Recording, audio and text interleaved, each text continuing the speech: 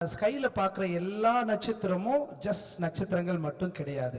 நம்ம சூரியனை மாதிரி எல்லாமே ஒரு சூரியன் தான். நம்ம சூரியன் வந்து 15 கோடி கிலோமீட்டர் டிஸ்டன்ஸில் இருக்கிறதுனால தான் சூரியன் வந்து பெருசாக தெரியுது. இஃப் நாம வந்து ஒரு ஸ்டார் இருக்குன்னு வச்சுக்கலாம், நியரஸ்ட் ஸ்டார் சிஸ்டம் வந்து 4.3 லைட் இயர்ஸ் டிஸ்டன்ஸில் இருக்கு. ஸோ ஒரு லைட் இயர்னா 9.5 லட்சம் கோடி கிலோமீட்டர் தான் ஒரு லைட் இயர். அந்த மாதிரி 4.3 லைட் இயர்ஸ் டிஸ்டன்ஸில் தான் நமக்கு நியர் ஸ்டார் இருக்கு.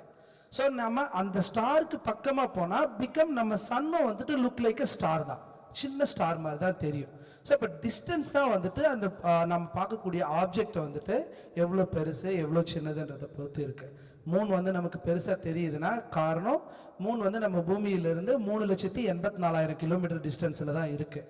ஸோ அதனால தான் வந்து மூன் பெருசாக இருக்கு, ஸ்டார்ஸ்லாம் சின்னதாக இருக்கு. ஸோ அதனால வந்து மூன் பெருசு ஸ்டார்ஸ்லாம் சின்னதுனா கிடையாது. நம்ம பார்க்குற மோஸ்ட்லி நிறைய ஸ்டார்ஸ் எல்லாமே நம்ம சன்னை விட பெரிய ஸ்டார்ஸ் தான். எப்படி நம்ம சொல்றோன்னா, ஒரு 1 லைட் இயர்ஸ் டிஸ்டன்ஸை நம்ம டிராவல் பண்ணி போயிட்டு நம்ம சன்னை திரும்பி பார்த்தாலே சன்னு தெரியாது. ஏன்னா சன் வந்து not a red joint star, it is இது வந்து பார்த்தீங்கன்னா ஒரு மெயின் சீக்வன்ஸ் ஸ்டார்னு சொல்லுவாங்க, ஒரு முதன்மை நட்சத்திரம். ஸோ அப்படி பார்க்கும்போது நம்ம சூரியனை தவிர மற்ற எல்லா நட்சத்திரங்களும் பெருசாகவே இருக்கு.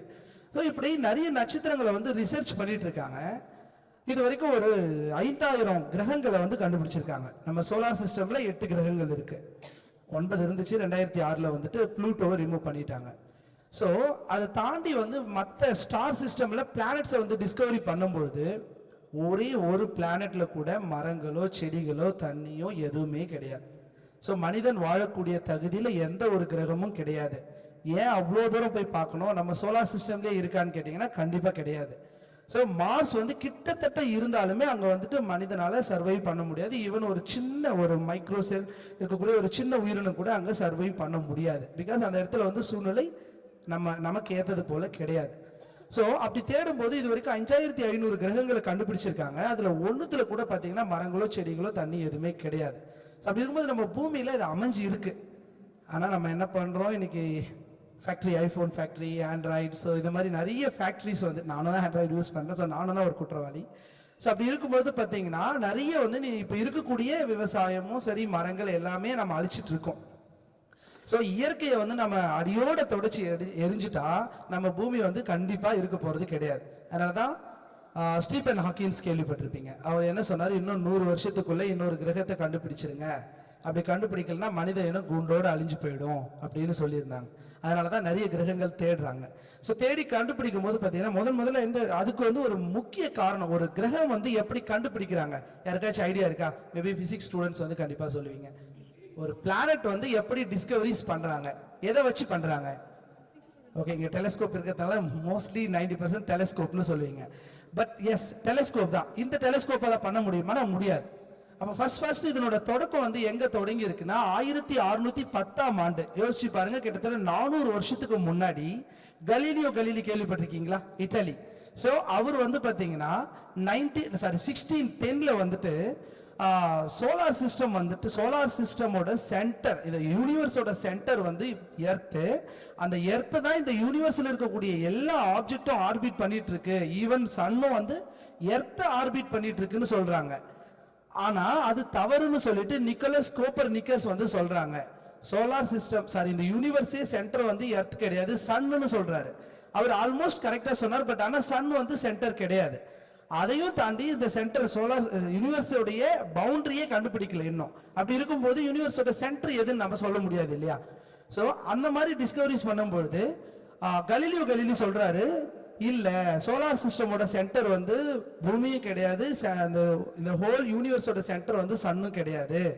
நம்ம சோலார் சிஸ்டமோட சென்டர் மட்டும்தான் சன். அதை தவிர்த்து வந்துட்டு யூனிவர்ஸோட சென்டர் வந்து இது வரைக்கும் எதுன்னு கண்டுபிடிக்க முடியல. இதை எப்படி கண்டுபிடிச்சாருன்னா, இதை சொல்றாரு, இல்ல இது வந்து நம்ம நினைச்சிட்டு இருக்கிறதுலாம் தவறுன்னு சொல்லி. ஆனா அப்ப வாழ்ந்த மக்கள், 400 வருஷத்துக்கு முன்னாடி வாழ்ந்த மக்கள் என்ன சொல்றாங்க, இவன் வந்து ஒரு மிகப்பெரிய ஒரு குழப்பத்தை உண்டு பண்றான், இவனை வெளியில விட்டா மக்களுக்குள்ள ஒரு பெரிய குழப்பத்தை உண்டு பண்ணி பெரிய பிரச்சனைகள் வரும்னு சொல்லிட்டு 40 வருஷம் அவரை வந்துட்டு ஹோம் ஜெயில்னு சொல்லுவாங்க இல்லையா, வீட்டு காவல்ல வச்சிருக்காங்க. வீட்டை விட்டு வெளியே வரக்கூடாது, யார்கிட்டையும் பேசக்கூடாது.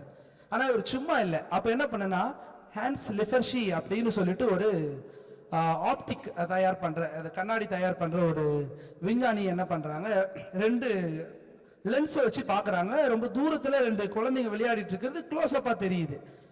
இந்த மாதிரி ஒரு விஷயத்தை நான் கண்டுபிடிச்சிருக்கேன்னு சொன்னோடனே அதை எப்படியாச்சும் வாங்கி ஆகணும்னு சொல்லிட்டு அவரோட ஃப்ரெண்ட் கிட்ட பேசி அதுக்கப்புறமா அந்த லென்ஸை வாங்கிட்டு அவர் வந்து ஃபர்ஸ்ட் அவர் பார்க்கறது நம்ம மூன் தான்.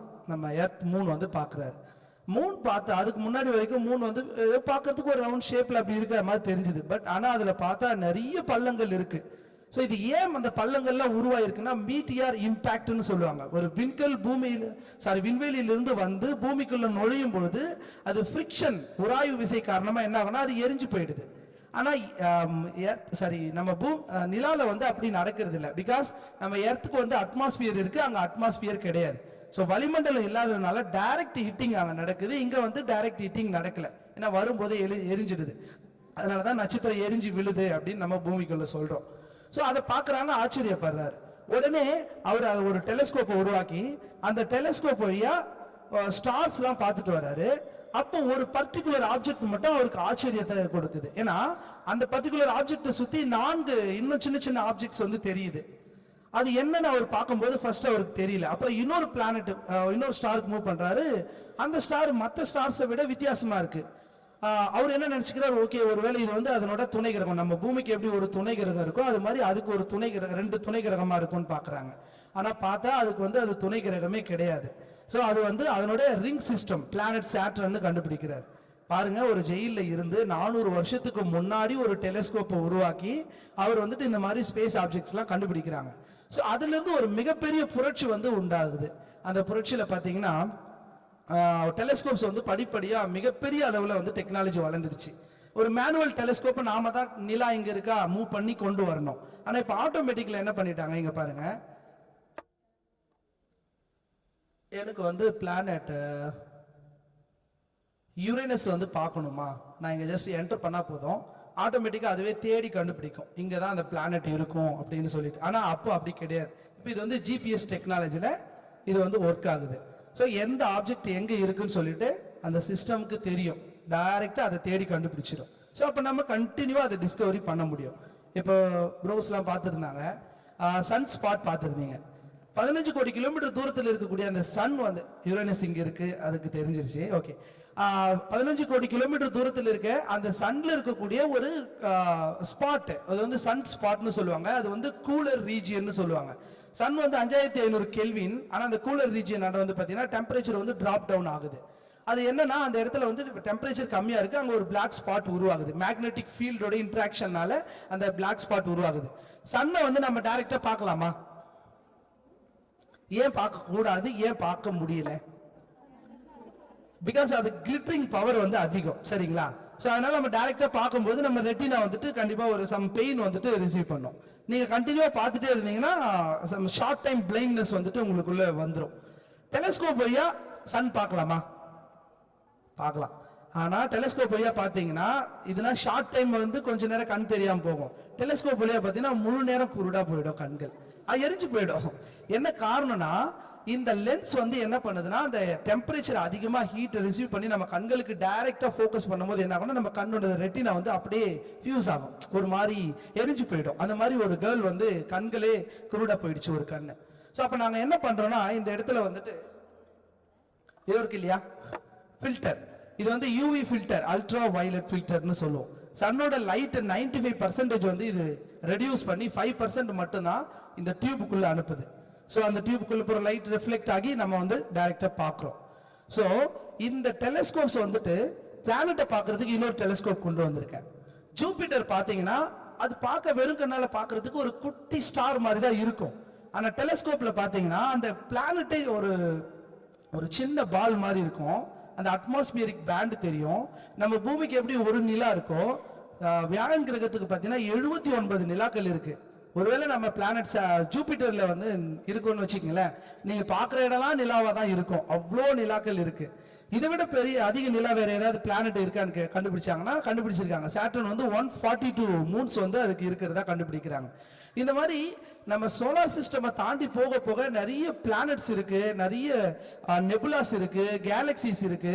இப்படி கண்டுபிடிக்கும் போது ஓகே என்ன இது, எப்படி இதை வந்து இந்த ஸ்டார்ஸ் வந்து நம்ம பார்க்குற ஸ்டார்ஸ் எல்லாமே நம்ம மில்கி வே கேலக்சியில தான் இருக்கா, இதை தாண்டி வேற எதனா இருக்கான்னு தேடும்போது தான் தெரியுது நம்ம மில்கி வே கேலக்சியில மட்டுமே 40,000 கோடி நட்சத்திரங்கள் இருக்கு. ஒரு நட்சத்திரத்துக்கும் இடைப்பட்ட கேப் வந்து பாத்தீங்கன்னா அட்லீஸ்ட் 1 லைட் இயர் இருக்கணும். அப்படி இல்லைன்னா அது வந்து மெர்ஜ் ஆகும். சோ அப்படி பார்க்கும்போது இந்த கேலக்சியோட டயாமீட்டர் வந்து பாத்தீங்கன்னா 1,00,000 ஒளியாண்டு. ஒரு ஒளியாண்டே 9.5 லட்சம் கோடி கிலோமீட்டர். 1,00,000 கோடியை யோசிச்சு பாருங்க. அது மாதிரி ஒரு ஒளியாண்டே 9.5 லட்சம் கோடி கிலோமீட்டர்.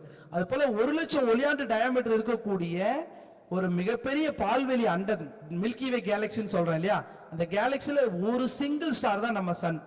அந்த சன்னை தான் ஆர்பிட் பண்ணிட்டு இருக்கிறது இந்த 8 பிளானட். அதுல ஒரு பிளானட் தான் நம்ம பூமி. அந்த பூமி வந்து 3rd பிளேஸ்ல அமைஞ்சதுனால தான் நம்ம பூமியில வந்து உயிரினங்கள் உயிர் வாழ முடியுது. பிகாஸ் டெம்பரேச்சர், அப்புறம் இது ஒரு ராக்கி பிளானட். ஸோ இந்த மாதிரி சூழ்நிலைகள் வந்துட்டு இயற்கையாகவோ மற்றபடி ஏதோ ஒரு வகையில் அமைஞ்சதுனால தான் இன்னைக்கு நம்ம இது வந்து இருக்க போறோம். இன்னும் 400 கோடி வருஷத்துல சூரியனும் இருக்காது, சோலார் சிஸ்டமும் இருக்காது, நம்ம பூமி இருக்காது, நாம யாரும் இருக்க போறது இல்லை, அவ்வளவுதான் முடிஞ்சு போயிடும்.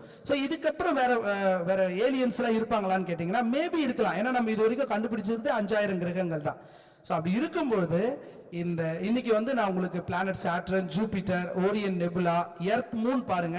இது வரைக்கும் அப்படி ஒரு காட்சி நீங்க பார்த்துருக்க மாட்டீங்க. அவ்வளோ ஒரு பிரமிப்பை தரும். நிச்சயமா நீங்க அதை வந்து வெயிட் பண்ணி பாருங்க.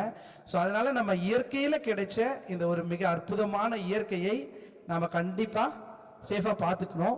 அதனால வந்துட்டு நீங்க எல்லாருமே ப்ரோக்கு சப்போர்ட்டா இருந்து அந்த நிறைய மரங்களை வந்து நட்டு நீங்க பெரிய அளவில் இந்த மரங்கள் வளர்ச்சிக்கு ஒரு பெரிய தூண்டுதலாக இருக்கணும் அப்படின்னு சொல்லிட்டு என்னோட உரையை முடிச்சுக்கிறேன். இந்த வாய்ப்பு கொடுத்த உங்கள் அனைவருக்கும் நன்றி.